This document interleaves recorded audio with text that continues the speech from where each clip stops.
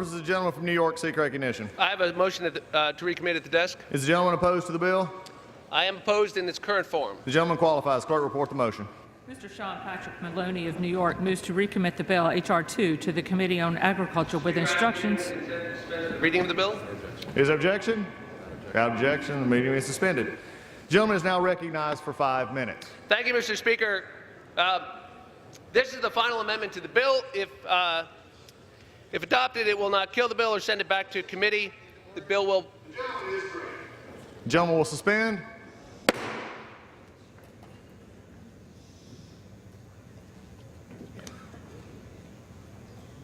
The gentleman will continue. Mr. Speaker, this is the final amendment to the bill, which will not kill it or send it back to committee. If adopted, we will proceed to final passage as amended. I offer the motion to recommit on behalf of farmers and rural communities who are confronting threats to their livelihood, sadly, that are included within this bill.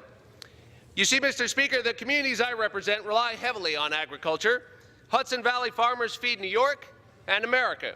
They create thousands of jobs and billions of dollars in economic activity, and they preserve the cultural heritage for generations of farmers who have done the same.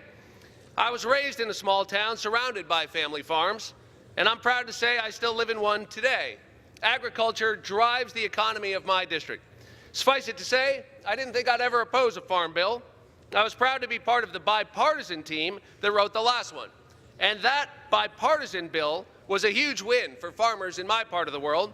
But this farm bill is very different, and I'm disappointed to say that we're following the best farm bill ever for the Hudson Valley with the very worst farm bill ever for the Hudson Valley.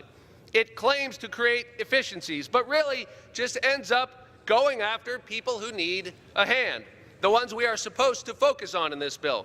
One instance is simply the mandate that parents pay their child support or lose their SNAP benefits. Now that, on its face, sounds like it makes sense. You don't pay your child support when you have kids. That should be a problem. But this bill goes about it in all the wrong ways, and it ends up hurting the very children who rely on that child's support, and it would actually end up costing more than it would save us. It also goes after critical trade programs, just as millions of our farmers are reeling from a trade war and the renegotiation of NAFTA. Earlier this week, my Hudson Valley district was slammed by a series of storms which destroyed acres and acres worth of crops. And my office has been inundated with calls from farmers whose very livelihoods are in jeopardy as a result. One farmer named Josh Morgenthau, who runs the famous farm called Fishkill Farms, may have lost $1 million worth of crops. That's just one farmer in Dutchess County. And so the very same week when we face these deadly storms, we're now talking about responding to millions of dollars in crop damages without improving the very crop insurance programs that farmers like Josh depend on today, right now. That's a kick in the teeth to the guys I represent. But the problems with this bill don't stop with crop insurance, as bad as those are.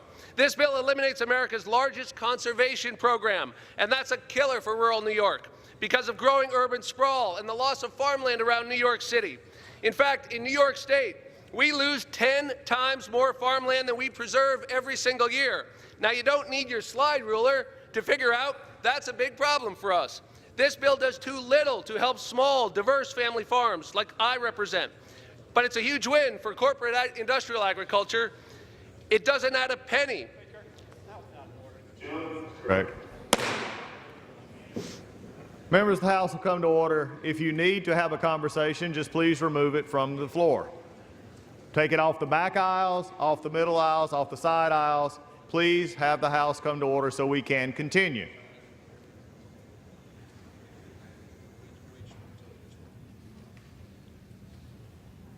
The gentleman can continue.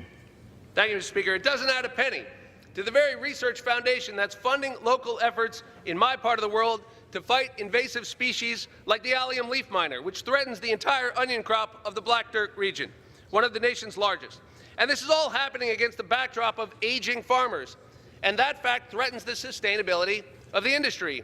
New farmers can't get access to crop insurance or farmland they need to start a viable business. The land costs too much. These kids are loaded up with student debt. Don't take my word for it. The National Young Farmers Coalition adamantly opposes the Republican bill, and we can't wait for the next farm bill to fix these problems. The average age of our farmers is going up all the time. It used to be 50, Today, it's 60 years old, the average farmer, and it keeps going in the wrong direction. We should be doing more in this bill to support young and beginning farmers and to incentivize careers in agriculture. I promised my farmers, including my Agricultural Advisory Board, on which Josh Morgenthau and other young farmers sit, that I would fight for them in Washington. So in our motion, we provide almost $400 million for the Market Access Program, Foreign Market Development Program, and technical assistance for specialty crop farms over 5 years. For the scholarships at 1890s institutions and historically black colleges, we help to prepare our next generation. We provide $95 million, and we fund the Beginning Farmer and Rancher Program at $120 million. We provide $80 million for organics research. We commit $140 million to promote farmers markets and local foods. And we invest $125 million in outreach and assistance for socially disadvantaged farmers. For research on specialty crops to advance the fruit, vegetable, and flower and nut growers, we contribute the largest portion of our nation's farm gate value. That contribute the largest portion of our farm gate value. We provide $175 million. The gentleman's time has expired.